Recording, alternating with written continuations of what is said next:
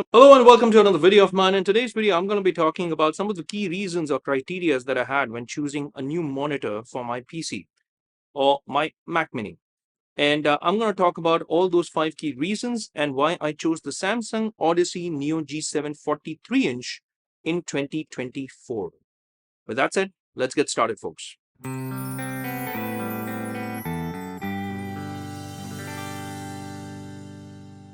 First criteria that I had was that I needed a 43-inch monitor or TV for myself. I couldn't go beyond this because of space constraints. But what's important is that I would be sitting next to this monitor or TV for 8 to 10 hours in a day. And I think even 43-inch sometimes could seem overwhelming when it comes to the size of a display for your PC or for your Mac. I obviously did not want 32 inches. The sweet spot probably would be around 38 inches. Unfortunately, we don't have that as a size option. So the best thing that I had was to go in for a 43-inch, especially here in India. I didn't want to go in for a 34-inch curved wide monitor, again, because of space constraints. So 43-inch was a size criteria that I had when it comes to choosing a monitor. I've had my Hisense U7H, a 55-inch TV, as a PC monitor. And although it's gloriously big, but sometimes it's just too stressful for my eyes. I mean, I have to look around, and that is not a very optimum solution when it comes to PC usage for 8 to 10 hours in a day. That's why 43-inch, I think, is the next best thing. 38-inch would have been awesome. And in fact, monitor manufacturers or TV manufacturers should consider 38-inch as a size for a monitor or a TV because I think it just fits in the bill. It's the sweet spot, in my personal opinion. But hey, I just went along with the 43-inch. Second criteria that I had was that I needed a mini LED panel. Now, I have many TVs in my house. I have standard LEDs, I have QLEDs, but I have never purchased a mini LED panel. So I needed a TV or a monitor which was mini LED. And I also needed a matte panel. Why? Because my monitor is placed right next to a window. And if you have bright windows next to your monitor or your televisions, you know exactly what I'm talking about. Bright light hitting your panel and the reflections that it has, it is not a very good experience. Therefore, a matte panel kind of removes all those issues of the reflections on your screen, and a matte panel is definitely the best option that you have in a brightly lit room. And when you're placing your television or your monitor right next to a window, like in this instance, I am. So I needed a mini LED panel and a matte panel, and this ticks those boxes as well.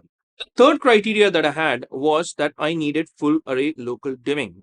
And this has 360 dimming zones because obviously it is a fold panel. Now, 360 dimming zones is quite decent when you consider a 43-inch TV or television because my Hisense U7H, which is right here, has only 32 dimming zones. And that's a 55-inch, by the way.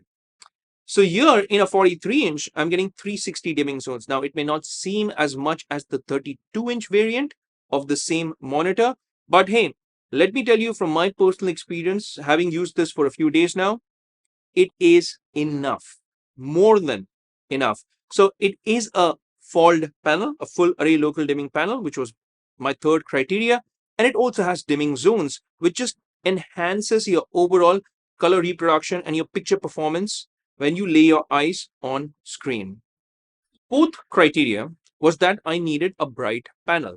Now, because, like I said, it is placed right next to my windows and they can get really bright because it's the east.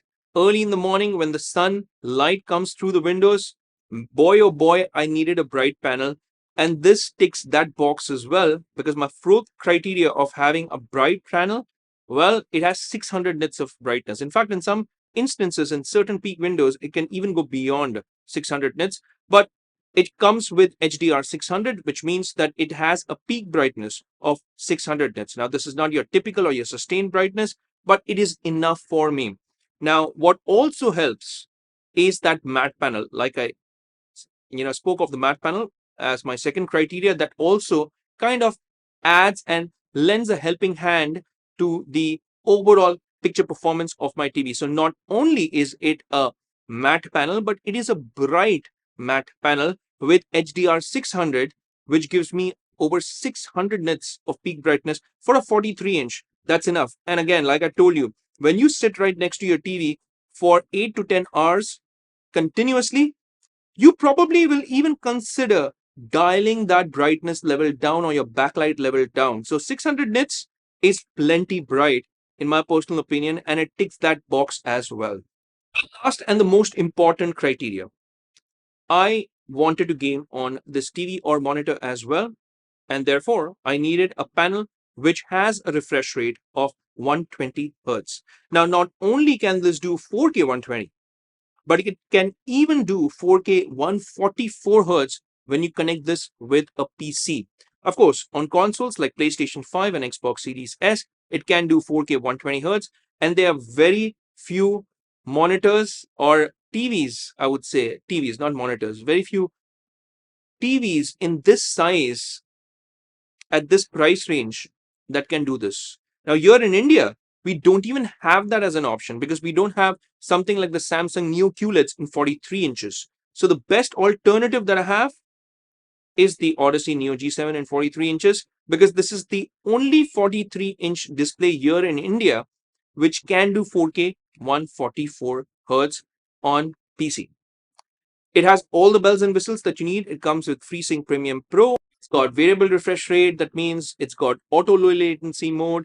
And it's even got a game settings panel where you can check out the response time, and you can check out the display aspect ratio as well. And you can check out what kind of FPS you're getting, whether your HDR is on, whether it's off, whether your variable refresh rate is on or off. So you have a game settings panel and you can play around with that as well. So it checked all the right boxes for me. And these are all the reasons why I purchased the Samsung Odyssey Neo G7 in 2024 in 43 inches. Now, I also wanted to consume a lot of content. So my first preference was a display which also has good performance when it comes to consuming content.